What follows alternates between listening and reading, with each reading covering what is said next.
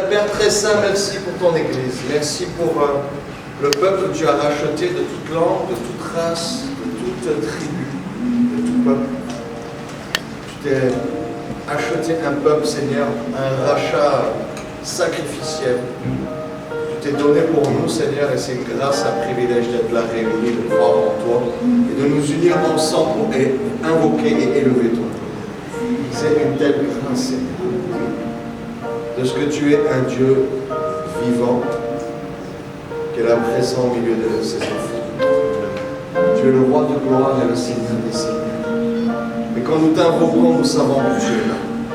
Ton esprit est là. Si 2 ou 3 sont réunis, tu es présent au milieu d'eux. Je veux t'accueillir, Seigneur notre Dieu. Je veux t'accueillir au milieu de nous, Seigneur. Même si on n'était que 3, Seigneur, tu ferais le déplacement et tu serais là, au milieu de nous. Parce que tu honores ta parole. Je veux te dire merci, Père, au nom de Jésus. Je veux te rendre grâce. Merci, cher Saint-Esprit, de ta présence au milieu de nous. J'amène toutes les pensées captivées à autre chose à l'obéissance de Jésus-Christ de Nazareth, le Seigneur des Seigneurs et le roi. Je livre l'esprit méchant. Je donne la foi, la compréhension de la parole de Dieu, et la libération de la puissance du Saint-Esprit pour être fortifié dans notre être intérieur. Que la grâce et la faveur de Dieu soient multipliées en ce jour, au nom puissant de Jésus-Christ. Amen. Merci. Aujourd'hui, on a la chance de pouvoir se réunir pour adorer notre Dieu. Alléluia. On va se laisser conduire par l'Esprit de Dieu avec l'aide des chants pour lui donner la louange et l'adoration et la reconnaissance qui lui sont dues. Saluer juste Dieu à lui. Alors, donnez tout. Amen. Donnez tout.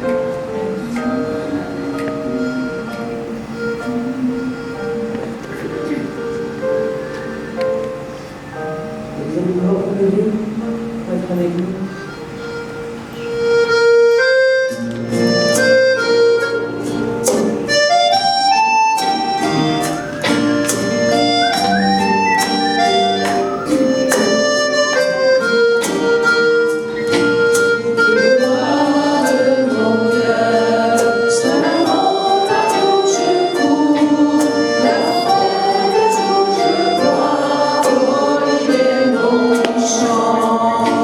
Que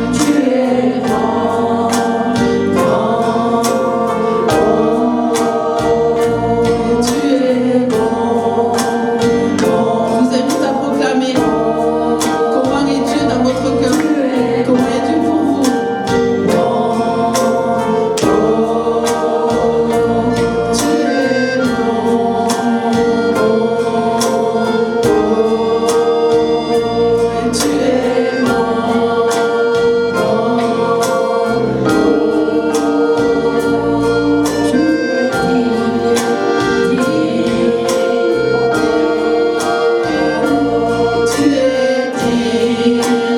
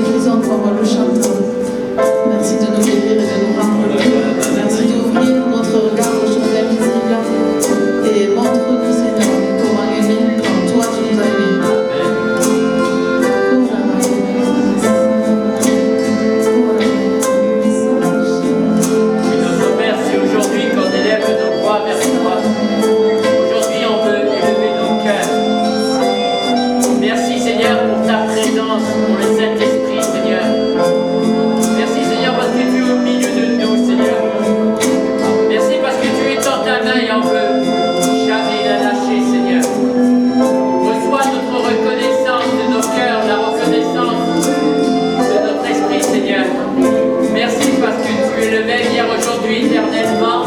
Tu ne changes pas. Merci Seigneur, parce que nous existons. Merci parce que nous sommes là. Merci parce que tu nous appelles par notre prénom. Quel bonheur de te louer Seigneur. Reçois mon cœur et mon âme aujourd'hui. Amen.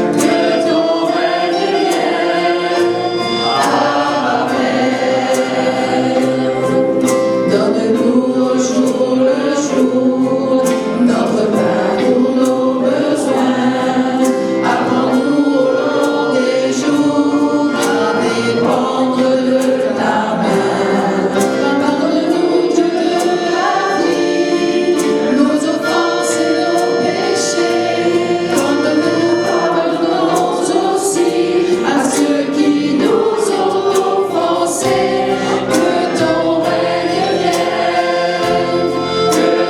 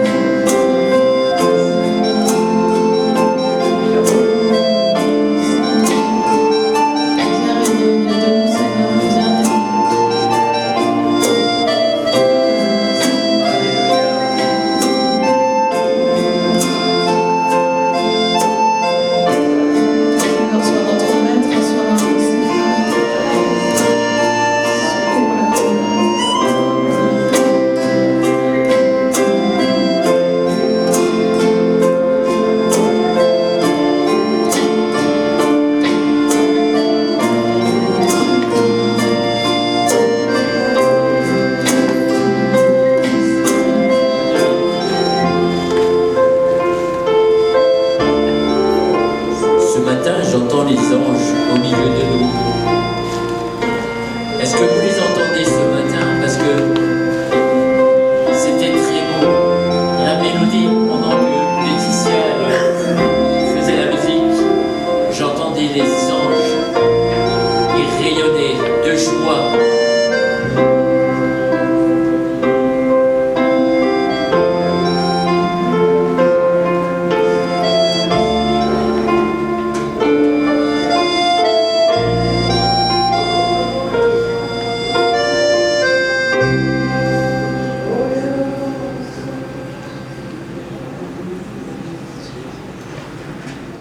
Maintenant, on va l'appeler. On va manger ce que Dieu a prévu pour nous. Amen. Merci, mon Jésus.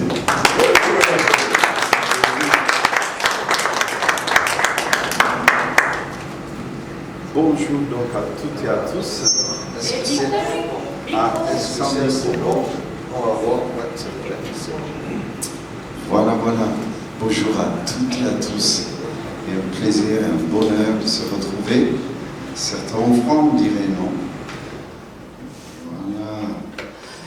Alors, avant qu'on aille loin, on va bénir Jésus. On vient de le faire, mais on va mettre notre main sur notre cœur et on va concentrer notre cœur dans sa présence. Vous voulez bien? Alléluia. Cher Saint-Esprit, merci de glorifier Jésus ce matin. Merci d'ouvrir notre intelligence. Merci d'illuminer les yeux de nos cœurs. Nous avons éperdument besoin de toi. Tu as fait de nous ta demeure. Tu ne changes pas d'avis comme les humains. On peut se confier en toi. Je te confie mes frères et mes sœurs, chacun et chacune ici présent. Seigneur, je te bénis. J'amène toutes nos pensées qui peuvent être captivées à autre chose, à ton obéissance. Je renverse toute forme de raisonnement, d'auteur, de forteresse, d'imagination qui se dresse contre la connaissance du Christ. Et je déclare aussi lier les puissances des ténèbres, les puissances méchantes, menteurs, tout ce qui déforme les propos, les paroles, tout ce qui vient de l'enfer, qui se bat contre la vérité, soit lié dans les cœurs, dans les vies, dans ce lieu, autour de ce lieu, dans le nom puissant de Jésus. Je libère la foi, je libère nos cœurs de tout poids. Merci pour ta présence, Père, dans le nom puissant de ton Fils Jésus. Fais-moi grâce et fais-nous grâce ensemble aujourd'hui. Merci pour tout ce que tu as préparé pour ce jour. 100% nous le voulons et fais-nous grâce ensemble. Amen. Amen. En tout cas, le plaisir, ça faisait un bon moment qu'on ne s'est pas vu. Je crois, écoutez, le Seigneur est bon, voilà, on se retrouve aujourd'hui. En fait, une parole de quelqu'un qui est mourant au lit, les derniers mots de ce qu'il va dire a de l'importance à vos yeux, n'est-ce pas? Si quelqu'un est en train de mourir, il va vous dire un mot, et bien, vous allez être attentif. Chaque mot qui sort de sa bouche doit être important. Et on ne peut pas prendre à la légère ces dernières minutes où il va vous dire, parce qu'il va vous dire l'essentiel, les choses les plus importantes, les plus puissantes. Donc, c'est tellement important de réaliser que ces derniers mots de quelqu'un qui meurt a de l'importance. Alors ce matin, ce sont les 7 paroles de quelqu'un qui est en train de mourir et ce qu'il a dit et l'importance qu'elles ont ces paroles et comment on les comprend ces paroles. Alors, ces textes, vous les trouvez, bien sûr, le premier, c'est dans Luc, chapitre 23, verset 34. C'est Jésus, il était mourant, il était à la croix, vous vous rendez compte? Il avait des derniers mots à dire. Donc si on nous a transcrit ces paroles, ça veut dire ça a de l'importance. À nous d'ouvrir notre cœur et notre intelligence pour saisir son plan et son projet aujourd'hui, ok? Alors, voilà ce qu'il dit là. Le premier mot qui est sorti de sa bouche, c'est « Père, pardonne-leur, car ils ne savent pas ce qu'ils font. » Waouh! Père, pardonne-leur, car ils ne savent pas ce qu'ils font. En fait, Dieu, il est le Dieu de tout ce qui est créé sur la terre, dans les cieux et sous la terre. Il est créateur de tout. Pour nous, il est plus qu'un Dieu. Il est devenu un Père. Nous les chrétiens, voyez-vous, notre différence par rapport à d'autres religions, c'est que nous avons un Père. Nous n'avons pas un Dieu. Ce Dieu s'est fait Père. Amen. Et l'effort que Jésus a fait de tout son cœur, c'est révéler la paternité de ce Dieu. C'est pour ça, dans Jean chapitre 17, il dit « Je leur ferai connaître, je continuerai à leur faire connaître. » Parce que tellement de fois, on ignore ce que signifie un Père. Parce qu'on a de mauvaises expériences concernant les pères. Certains même, ils ont été violentés par leur père. D'autres violés par leur père. Imaginez l'image qu'on peut avoir d'un père. D'autres, ils n'ont jamais vu leur père. Il était absent, toujours, il n'est jamais là. Alors je ne l'ai jamais vu. Moi, je ne sais pas ce que ça veut dire un père. Vous vous rendez compte toute l'image que nous avons de père. Ou bien un père qui se saoule, qui boit, et qu'on avait été plutôt terrorisé par sa présence. Et on se cachait quand maman était là et que papa rentrait. Waouh, maman faisait tout pour nous cacher. Vous vous rendez compte? Il y a des familles comme ça. Alors, on a tellement faussé l'image du Père et que Jésus voulait nous faire comprendre qui est le Père. Et c'est pour ça que ce mot a de l'importance dans sa bouche. Père. Quand tu lui as dit, enseigne-nous comment prier, le premier mot qui sort de sa bouche, c'est quoi? Notre Père. Waouh! Mais comment ça se fait que tout le temps il parle du Père? Parce qu'il veut nous rendre conscients que nous avons besoin d'un Père. Maintenant, qu'est-ce que c'est un Père? Il y avait un chanteur qui disait « Papa, où t'es? Papa ?» Voyez-vous, ce « où t'es, papa » est toujours dans le cœur de beaucoup de personnes. C'est pour ça, souvent, quand on prie, on ne pense pas qu'on peut être exaucé parce qu'on ne connaît pas papa. Vous savez, en tant que père, un jour, un petit garçon, ils lui ont dit « Quel âge a ton père ?» Il n'avait que 5 ans, le petit. Il a dit « Mon père a 5 ans. » Ah, il a dit « Mais non, papa ne peut pas avoir 5 ans. » Il a dit « Si, c'est depuis qu'il m'a eu qu'il est devenu père. » Mais pour nous, notre Dieu, il est Père depuis l'éternité. Amen. Oui. Depuis l'éternité, depuis tout le temps. C'est un Père. L'humanité manque éperdument la notion du Père. C'est pour ça qu'on souffre. C'est pour ça que les gens n'ont pas confiance. Ils prient, ils n'ont pas confiance que Dieu les exauce. Moi, mon fils, j'ai appris avec quelque chose avec lui, moi en tant que père, parce qu'avant je ne comprenais pas ce que ça veut dire père. Dès que je l'ai lu, j'ai vu combien chaque mot qui sort de ma bouche avait de l'importance à lui, pour lui. Si je lui promettais McDo, je peux vous dire, il était certain que papa ne change pas d'avis. Parce qu'une des choses que je lui ai appris en tant que père, quelqu'un qui ne change pas de parole. Notre Père Céleste ne change pas de parole. Il ne change pas d'avis te concernant. Il t'a aimé au point de donner son Fils aîné, son Fils unique, pour que toi, tu goûtes la paternité de son cœur. C'est ce Père que nous avons. Souvent, mon fils, vous savez qu'est-ce qu'il me fait? Il s'assoit derrière, il me dit, papa, il y a McDo. Papa, il y a McDo. Et une fois, parce qu'il veut m'entendre dire d'accord. Tant que je n'ai pas dit d'accord, il ne lâche pas. Ça, c'est une prière, voyez-vous. Ça, c'est la prière. Voyez-vous. Tant que papa ne dit pas d'accord. Ah, papa McDo. Une fois que moi, je lui dis oui, il ne répète plus rien. Il a une assurance, il s'assoit sur son petit fauteuil, un trône là derrière, il reste tranquille, il attend que papa s'arrête pour lui offrir son McDo. Imaginez notre Dieu. Il n'est pas conscient. Ce premier mot qui est sorti de la bouche de mon Jésus a telle importance. Père. À la fois, il ajoute un mot en disant pardonne-leur. Waouh. Vous savez, j'ai compris dans dans la notion du Père, quoi qu'il fasse notre enfant, il reste notre enfant qu'on aime. Est-ce que vos enfants sont sages? Est-ce qu'ils sont est-ce que pour autant vous les détestez? Oui. Tu les détestes? Moi? Non. Mon fils, je l'aime. Exactement, tu les aimes. Tu comprends? Ça veut dire, quoi qu'il fasse, c'est mon fils, quoi.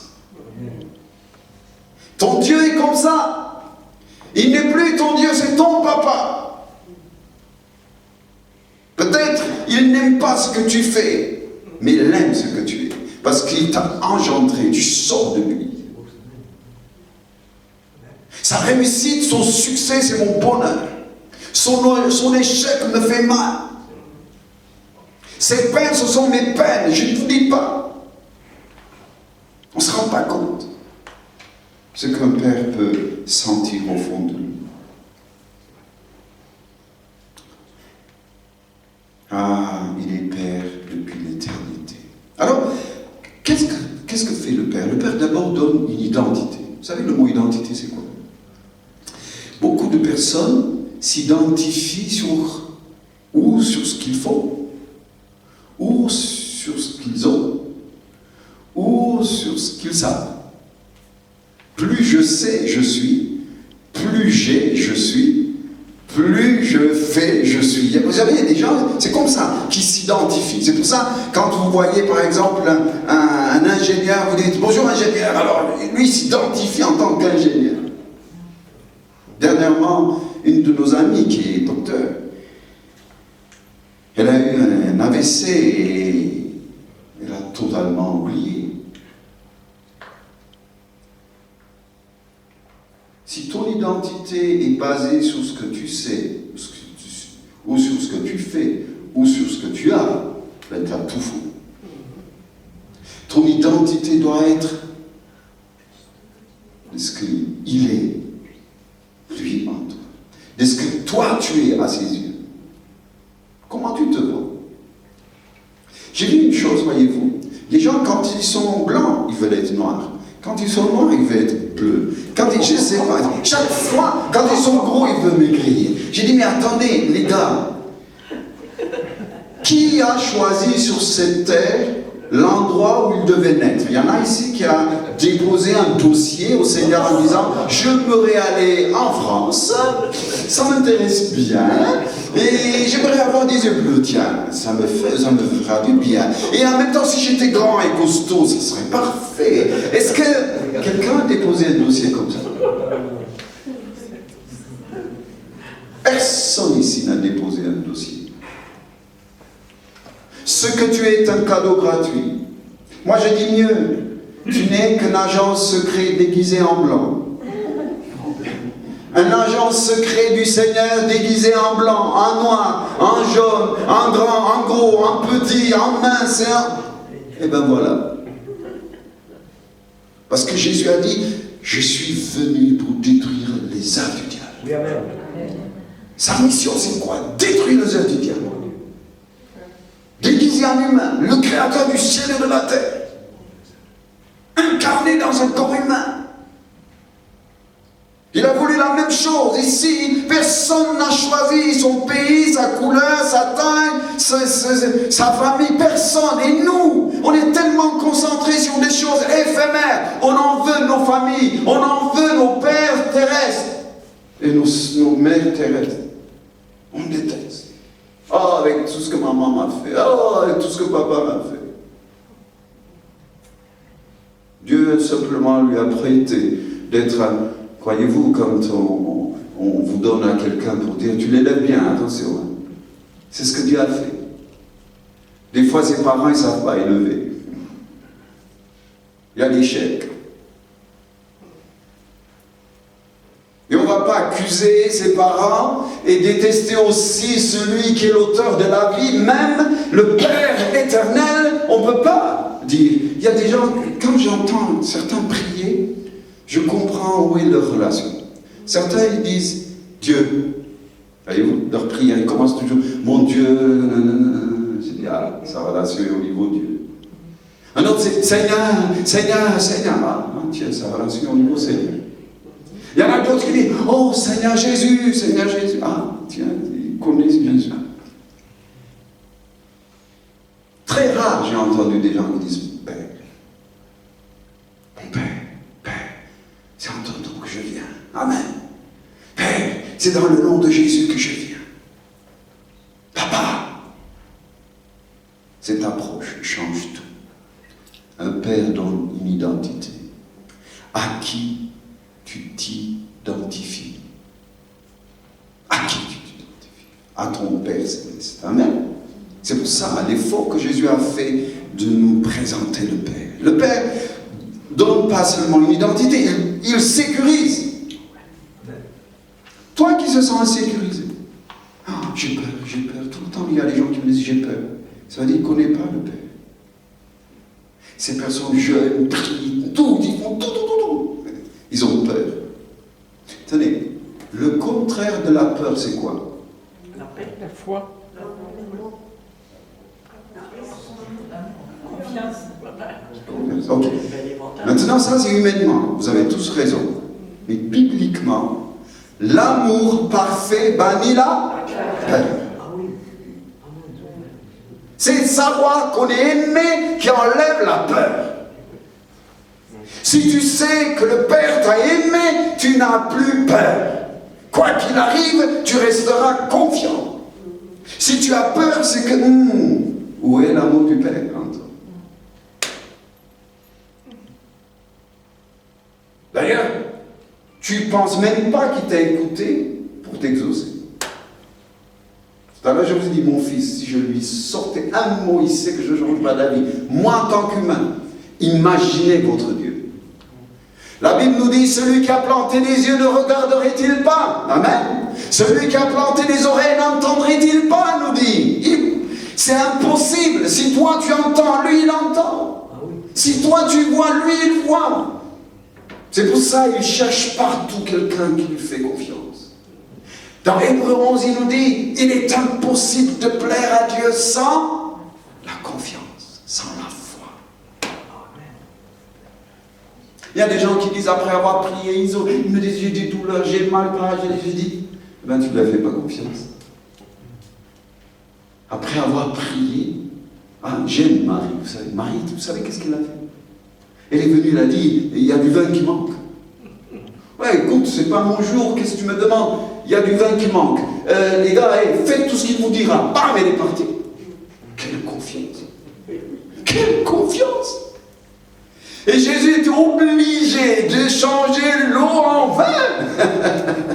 Le premier miracle, juste par une personne qui avait eu confiance. Confiance. Notre vrai problème, c'est le manque de confiance. Nos pleurs, nos douleurs, pour conséquent que ça soit changé. Peu de confiance. Un tout petit peu de confiance. Après avoir dit, tu pars. Tu dis, Seigneur, je t'avais dit, je ne viens plus sur ça. Le dossier est clos. Il est sur ta table. Tu signes. Et ça attend les signatures. Les anges vont courir pour mettre en place le truc. Du reste, moi, je te fais confiance. C'est pour ça, la Bible nous dit, faites connaître vos besoins avec action de grâce. Vous vous rendez compte?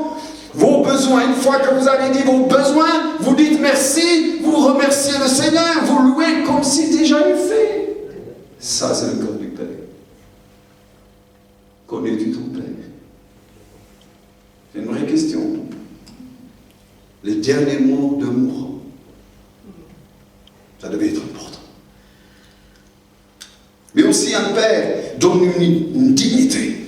Les gens qui se sentent dit, moi je suis pas la haute, personne ne m'aime, moi je suis petit, moi je n'ai pas fait des études, moi je fais ceci ou cela. Attends. Sur 4 millions de spermatozoïdes, tu étais le plus rapide, mon gars. Le plus rapide. T'as tracé quoi? 4 millions. T'as été le premier, c'est un champion, il n'y a que des champions ici. Comment tu changes d'avis après avoir été été un champion. Honte à nous. Honte de nos comportements et de nos attitudes. Honte de nos râleries et de taper des pieds.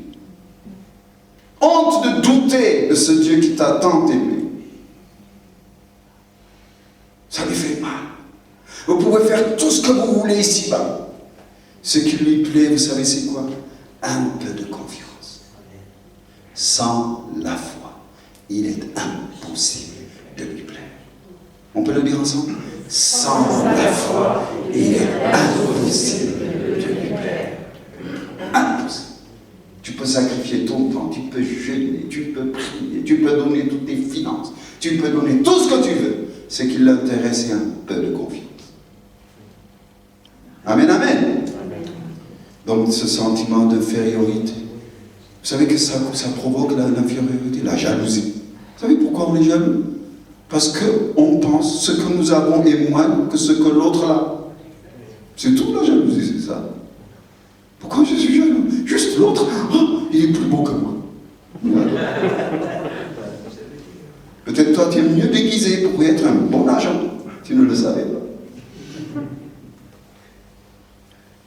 Ok?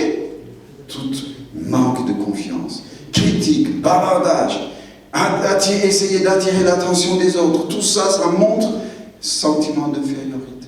Et le Père te dit, courage, tu es mon fils. Dieu te dit, tu es mon fils, tu es ma fille. De quoi tu peux? De qui?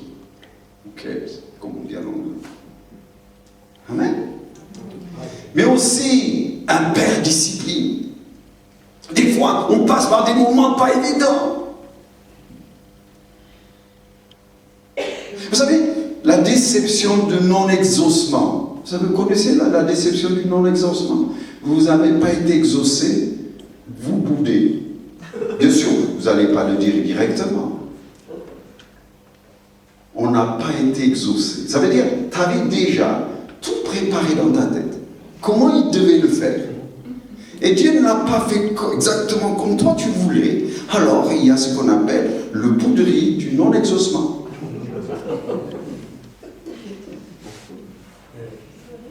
Eh oui. Dieu te discipline. La discipline, c'est quoi? C'est te dire, moi, je te donne ce qui est le meilleur. Je me rappelle, avant de me marier, moi, j'avais déjà fait mon cinéma. Vous savez, je voulais une tête d'une actrice, un corps d'une athlète, je voulais une jambe de... Voyez-vous, c'était un monstre en fait. Je ne le savais pas. J'avais dessiné un monstre et je lui ai dit, Seigneur, ça te plaît pas comme ça? Et Dieu ne voulait pas m'exaucer et j'étais en colère. En fait, c'est moi-même qui me suis fait mon idée. Et la discipline, c'était quoi? Tu crois que moi, je ne peux pas te donner le meilleur? Amen. La bouderie du non-exaucement m'a pris 5 ans. 5 ans de mon temps, j'ai été volé. 5 ans. C'est énorme. Mais en même temps, ces 5 années m'ont appris à chercher Dieu. Bien sûr, je jeûnais à ma façon, je priais, je criais. Et en fait, c'était les crises de caprice du chrétien qui va à tout prix être exaucé comme lui le veut. Quel capricieux que t'es. Et un jour, une nuit, le matin, c'était vers 5h et tout ça, j'entends une voix dans mon lit, j'étais dans mon lit. Tu es capricieux. Oh, j'entends, c'était audible à l'intérieur comme ça. J'ai dit, Satan, tais-toi, j'ai fait. Et elle continue cette fois, elle me dit, tu es capricieux. Je dis, Satan, au nom de Jésus, tais-toi. Tu es capricieux. Quand 3 fois j'ai entendu la même chose, j'ai dit, c'est pas Satan. Voyez-vous l'amour du Père? Il voulait me montrer où était mon cœur, comment on est capricieux. Comment on est capricieux. Dieu s'est discipliné.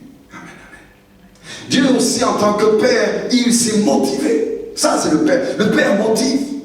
Moi, mon fils, quand il me dit, papa, tu crois que je vais gagner celui-là au tennis? Je lui dis, bien sûr, tu vas le manger tout cru, quoi. Parce qu'il aime le tennis, il aime le basket. Je le motive. Le Père motive.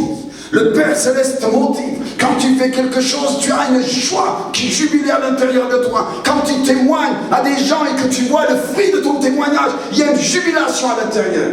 Le Père motive tout le temps. Ça, c'est le caractère d'un papa. Un papa toujours qui te met par terre. Et papa, bon, n'arrive pas, t'es nul. T'as vu, ta sœur est meilleure que toi. Ça, c'est le Père Thérèse. Ayons le cœur d'un Père Céleste qui motive. Aux États-Unis, on ne vous dit jamais t'es nul. On te dit, why not? Non, c'est pas mal. Même quand le petit fait des toujours motive. C'est incroyable comment ils sont. Et c'est pour ça que vous voyez les États-Unis, tous les Américains, ils sont bold, comment on dit boldness? Ils sont oui, ils sont courageux, ils sont enthousiastes tout le temps. Parce que depuis leur petite enfance, on leur a encouragé, même quand ils font des gribouillages. Nous, en France, vous savez qu'est-ce qu'on nous dit? Tu peux mieux faire. L'ennemi du bien, c'est mieux. Tu peux mieux faire. Tu fais, tu poses et tout, tu peux mieux faire. Mais attendez, arrêtons quoi. Pourquoi tu ne me dis pas c'est bien? Bravo! Dieu toujours motive, que son nom soit béni. C'est notre papa. Un papa motive toujours. Alors, dans ce texte, dans ce que je viens de vous lire, il dit, pardonne-leur parce qu'ils ne savent pas ce qu'ils font. C'est étonnant.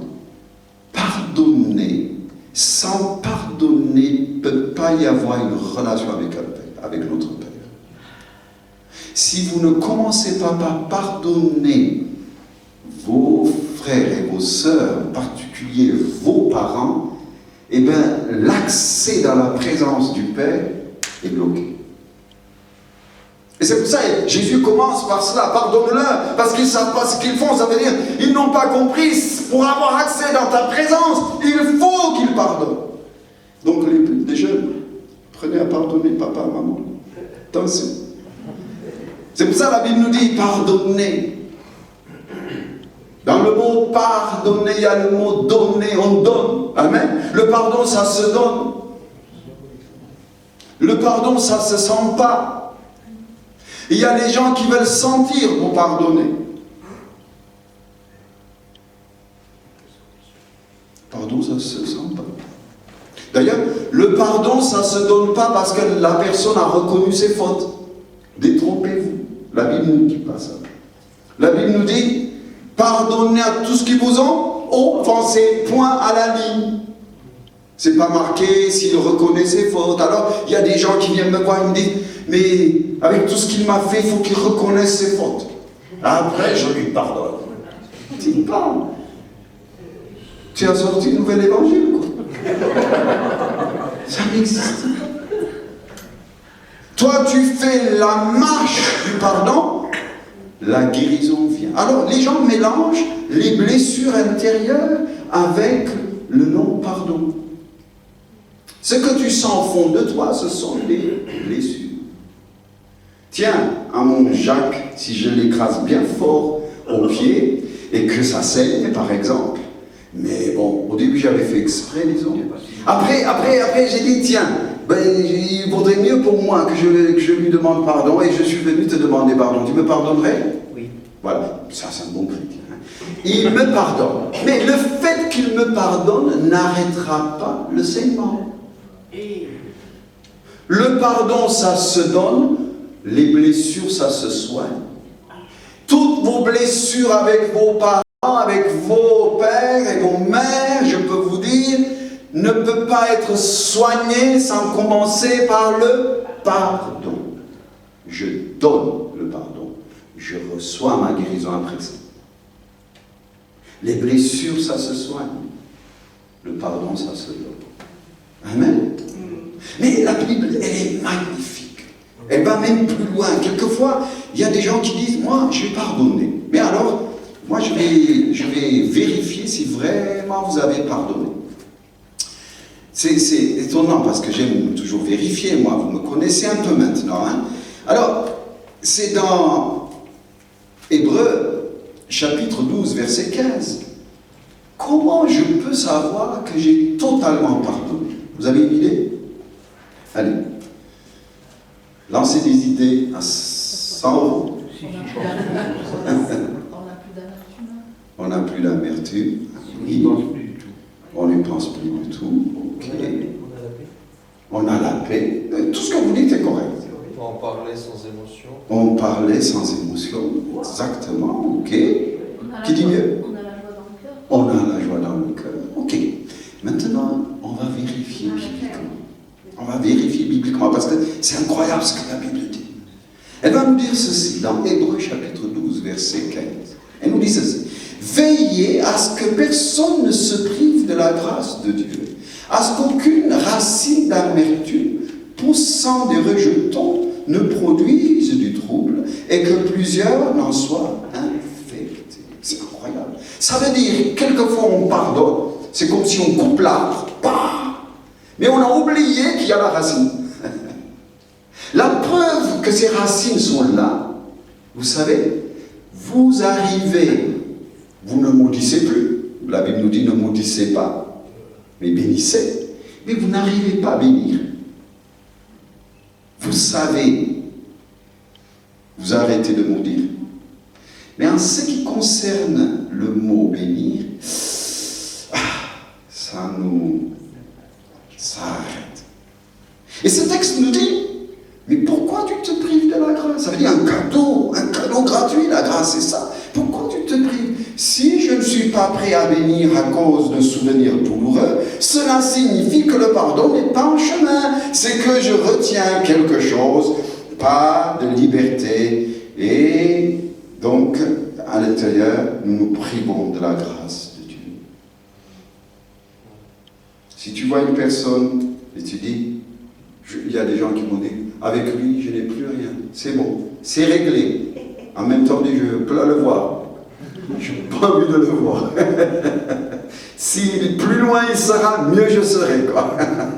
Mais c'est inconscient. C'est inconscient. La Bible nous dit il y a des racines. Et ces racines, on peut les sortir à la lumière quand vous désirez que de bonnes choses lui arrivent. Est-ce que vous désirez que cette personne, de bonnes choses lui arrivent? Hein? Bénissez, ne maudissez pas. Hein? Nous, on ne maudit plus, mais on n'arrive pas à bénir. Hein? Bénir, c'est dire du bien de l'autre, penser le meilleur pour lui. Et à ce moment-là, une grâce, un cadeau gratuit vient tomber sur ma vie. Quelque chose de glorieux vient dans ma faveur. La grâce, le cadeau gratuit du Seigneur vient me toucher et saisir ma vie. Amen. Donc, Père, pardonne-leur, parce qu'ils ne savent pas ce qu'ils perdent. Ils ne savent pas ce qu'ils font. Ils ne savent pas ce qu'ils ratent. Ils ne savent pas ce qu'ils font. Ils ne savent pas ce qu'ils ratent. La grâce gratuite, le cadeau gratuit, tu ne sais pas ce que tu rates. Voilà ce que Jésus nous enseigne avec cette prière le premier mot qui est sorti de sa bouche. Pardonne-leur, parce qu'ils ne savent pas ce qu'ils font. Alors, si Jésus a dit ça, maintenant, le deuxième mot, ils ne savent pas ce qu'ils font. On est tous des êtres influençables. Tous. Il n'y a aucune personne ici qui dit « je n'ai jamais été influencé ». C'est un grand menteur. Vous n'avez pas remarqué, quand quelqu'un baille, tous baillent. On est tellement influençables. Même physiquement, imaginez spirituellement, imaginez au niveau relation, imaginez avec qui vous passez votre temps. Vous êtes influençable. C'est inévitable. Alors, parce qu'ils ne savent pas ce qu'ils font. Celui qui veut nous influencer le plus s'appelle le diable. La force du diable, c'est l'influence. Il n'a pas d'autre force. que ça. Et souvent, on se fait influencer. Ok. Alors le paix, le pardon et le fait de savoir. Alors, la deuxième chose que Jésus dit, femme, voici ton fils, voici ta mère, nous dit Jean chapitre 19, versets 26 à 27. Femme, voici ton fils. Comment quelqu'un qui est en train d'être crucifié peut penser à la famille? Dans telle souffrance, il pense à la famille. En fait, il veut nous dire combien la famille spirituelle, comme la famille physique a de l'importance. Amen. Très important, la famille. Ok. Jésus à la croix, il était en train de souffrir l'agonie le plus dure, et il pense à la famille. J'ai dit, mais quel cœur, Seigneur. Comment tu peux penser à la famille? Dieu pense, est en train de te dire, la famille a de l'importance. Ta famille spirituelle. C'est pour ça qu'on s'appelle frères, sœurs. Et dans les frères et sœurs qui se détestent, j'ai dit, mais ça va pas. Comment on peut se critiquer? Comment on peut s'en vouloir? Comment on peut détester un frère et une sœur? Comment on peut parler du mal de notre frère et de notre sœur? Et dire, prends soin de ton frère. Prends soin de ta sœur. Prends soin. Amen. Inquiète-toi pour lui. Comment tu vas? Où est-ce que tu en étais malade? J'ai appris ça. Qu'est-ce que ça nous coûte? Toujours on attend que d'autres font. Est-ce que toi tu le fais? Les gens souvent qui me reprochent, on ne m'appelle pas, et ils ne s'appellent personne. J'ai souvent remarqué ça. Je dis, mais tiens, et toi, tu appelles qui? Prenez soin des frères et sœurs, mes amis. La famille de Dieu, la famille spirituelle, comme la famille physique, a de l'importance. Prenez soin. Pensez à lui, de quoi il se nourrit, qu'est-ce qu'il mange, comment il vit. Voyez-vous, hein? Que le Seigneur te bénisse, ça ne marche pas, ça. Se soucier de l'autre.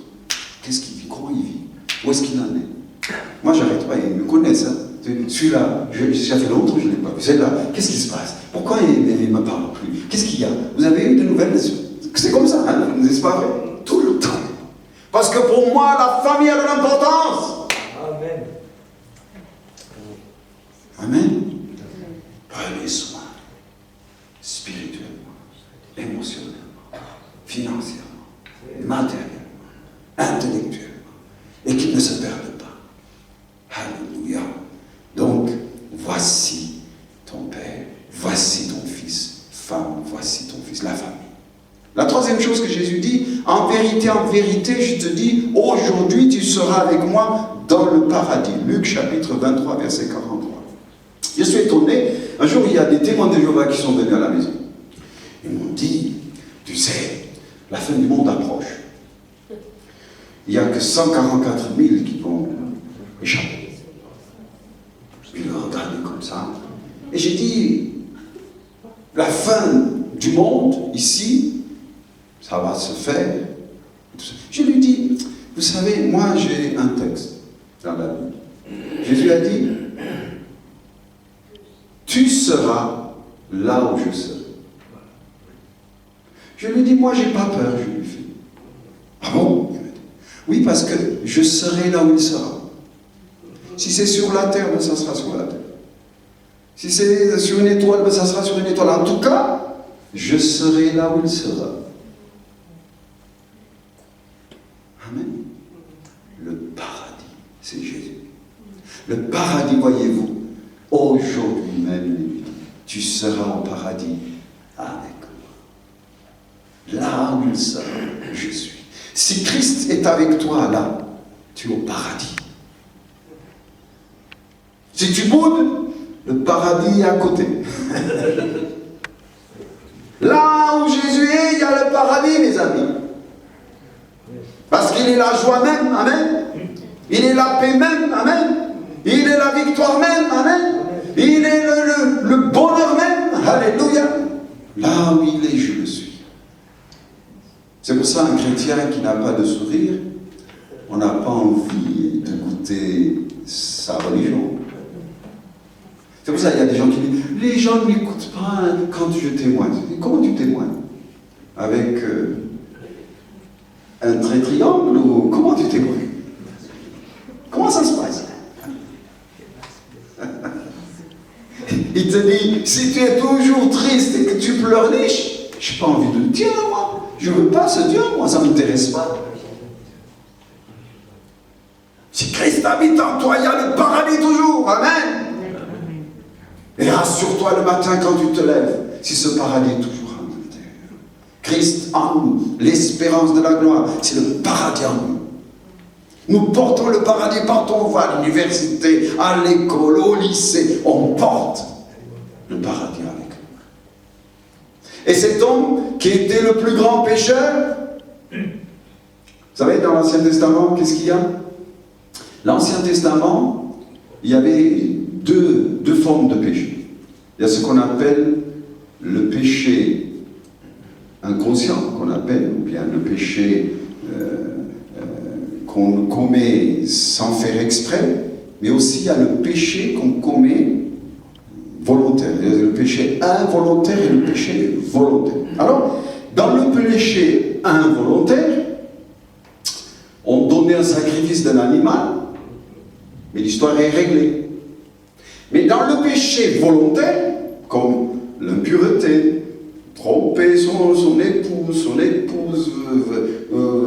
consulter les horoscopes, voir les choses occultes, guérisseurs, guérisseuses, rabouteux, et tous ces gens que vous voyez, que vous croyez que c'est de Dieu, ces gens, à cette époque, on les sortait dehors et on les lapidait.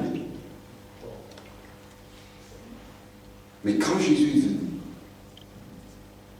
il n'y avait plus de péché, de gros péchés, de petits péchés. Il n'y avait plus de péché pardonnable et non pardonnable. Tout est devenu pardonnable. À une seule condition. Si tu reconnais ton péché, il est fidèle et juste pour te pardonner. Et tu peux tout recommencer avec lui. C'est ça qui est extraordinaire. Il ne t'accuse pas. Reconnais tes fautes, viens, dépose et demande pardon. Et le Seigneur lave. Et tu peux tout recommencer à zéro avec lui. Amen. Et souvent les gens restent accusés. Pourquoi? Parce qu'ils ont gardé l'Ancien Testament dans leur cœur. Ce Dieu qui m'a dit 7 fois, 77 fois, 70 fois, tu dois pardonner, vous savez ce que ça veut dire? 490 fois par jour. C'est pas par an, par jour. Quelqu'un il te tabasse, il vient pardon. Encore il te retabasse, il te dit pardon. Imagine-toi, 490 fois, tu dois pardonner. Celui qui m'a dit ça, ne serait-il pas capable, lui, de me pardonner? Comment il peut exiger à un mourant, à un immortel, de tels fardeaux, 7 fois 70 fois par jour, et lui ne te pardonne pas? J'ai vu tellement de chrétiens qui se culpabilisent. Tellement de chrétiens qui disent, oh, je vais y aller à l'enfer, moi, j'ai péché. Et disent, alors tu es plus royaliste que le roi. Dieu pardonne. Si tu reconnais tes fautes. Et si tu reviens de tes mauvaises voies. Si tu reviens et tu t'attaches à lui. Il est fidèle et juste pour tout recommencer avec toi. Amen, amen. Donc aujourd'hui, y a-t-il quelque chose qui pèse dans ton cœur? Je peux te garantir, ce Dieu te pardonne. Seulement, reconnais-le. Et viens et dépose ce fardeau au pied de ton roi. Il est fidèle pour tout recommencer avec toi. En vérité, je te dis, aujourd'hui tu seras avec moi dans le paradis. Luc chapitre 23, verset 40.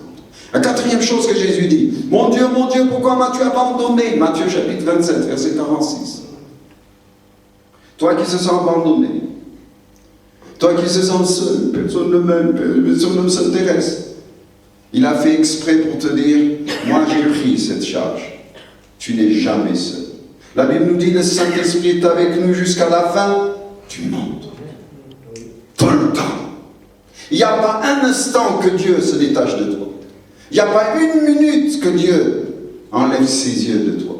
La Bible nous dit, même pas un de nos cheveux ne tombe sans que lui ne le sache. Imagine-toi des cheveux. quoi ça sert, franchement, que je le tombe?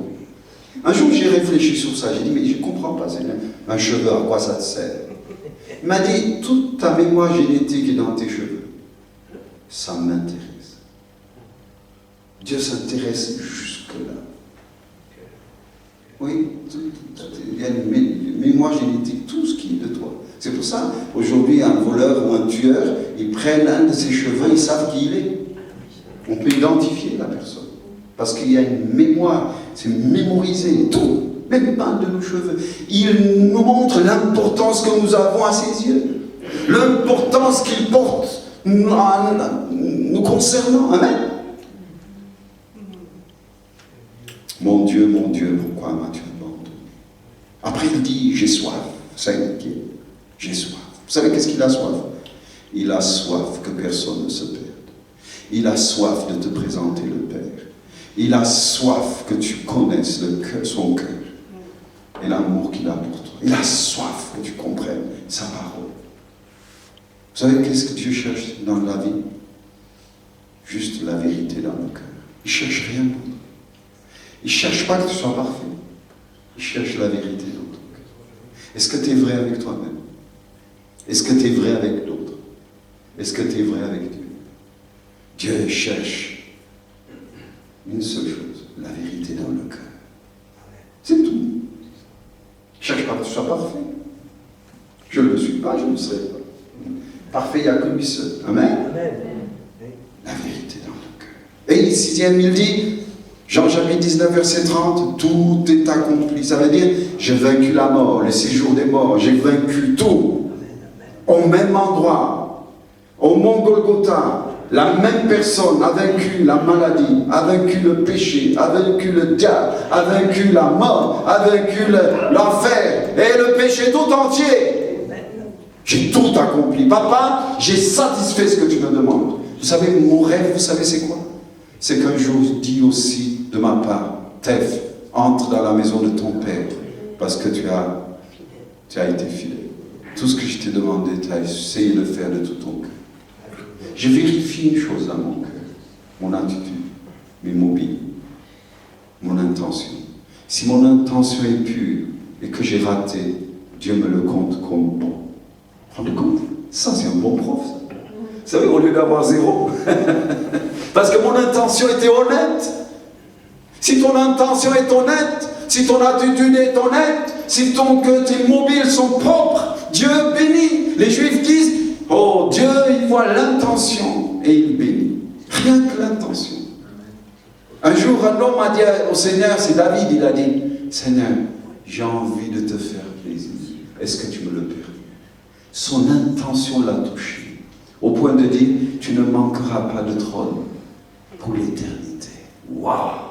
Juste parce qu'un homme a eu l'intention de faire plaisir au Seigneur. L'intention. Que Dieu nous donne de bonnes intentions. Qui cherche le meilleur pour chacun de tes frères et de ses sœurs. Amen. Et 7e, il termine, Père, entre tes mains je remets mon esprit. Luc chapitre 23, verset 46. Remettez votre journée dans la main du Seigneur.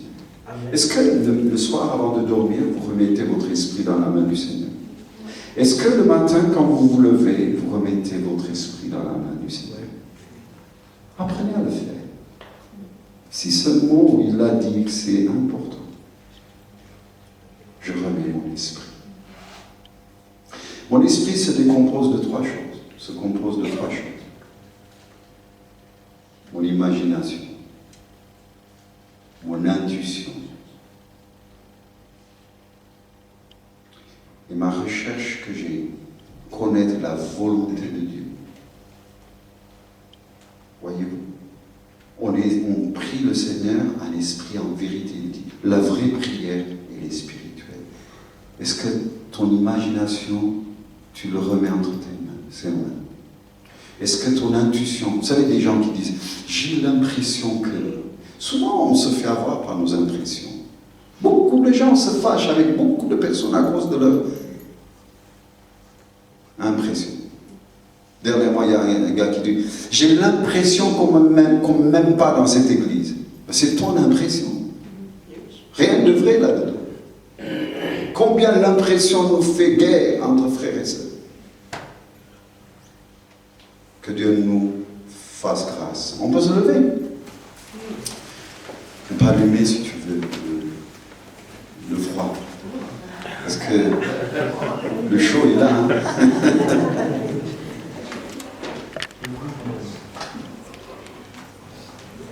Alléluia. Alors toi qui n'as pas une bonne identité, toi qui n'as pas pu pardonner, je te prie, c'est le moment peut-être de régler ton histoire avec ton Père. Que Dieu te sécurise. On va fermer nos yeux. On va parler avec notre Père.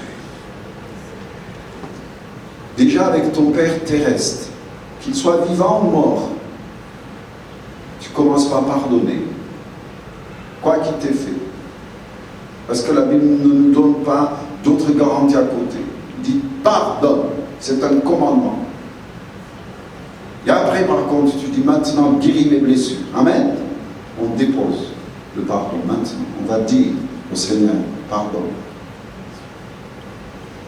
Pardonne-moi d'avoir jugé papa. Pardonne-moi d'avoir parlé du mal de papa. Pardonne-moi d'avoir critiqué papa. Je ne veux pas que le malheur me poursuive et que les choses soient fermées. La méconnaissance de mon Père Céleste continue. Je ne veux pas ça. Je veux connaître mon Père et le cœur de mon Père dans mon identité, dans ma personnalité, dans mon caractère. Je veux le connaître, Père, s'il te plaît.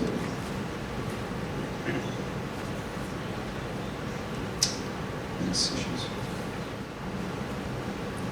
Toi qui se sens sécurisé, vas-y. Toi qui se sens indigne, dépose tout ça. Toi qui se sens pas exaucé, qui a été déçu pour des choses non exaucées que tu souffres. Toi que personne t'avait motivé, que Dieu te motive maintenant. Si vous voulez bien, on va prier avec moi. Seigneur Jésus, merci de m'avoir révélé le Père. Merci d'avoir dit, personne ne peut venir au Fils si ce n'est que le Père l'a envoyé. Personne ne peut venir au Fils si le Père ne l'a envoyé. Seigneur Jésus, Père, envoie-moi Jésus pour que j'apprenne de Jésus pour être semblable à lui et te réjouir. Révèle-moi qui tu es, Père. Ok, avec moi. Seigneur Père, révèle ton cœur à mon cœur. Pardon d'avoir jugé papa, ta terrestre. Pardon de t'avoir identifié à mon Père terrestre. D'avoir eu peur de toi.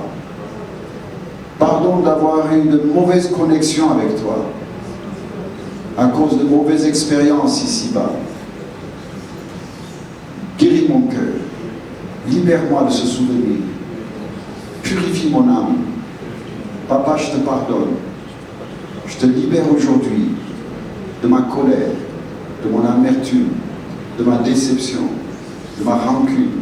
Je te libère aujourd'hui de tout le regard négatif que j'ai eu dans ton égard. Je te pardonne. Je te pardonne la trahison que tu as eue à la maison. Je te pardonne d'avoir abandonné la famille et que tu es parti avec une autre personne. Je te pardonne d'avoir été absent tout le temps à la maison. Je te pardonne de ta colère, de ton amertume.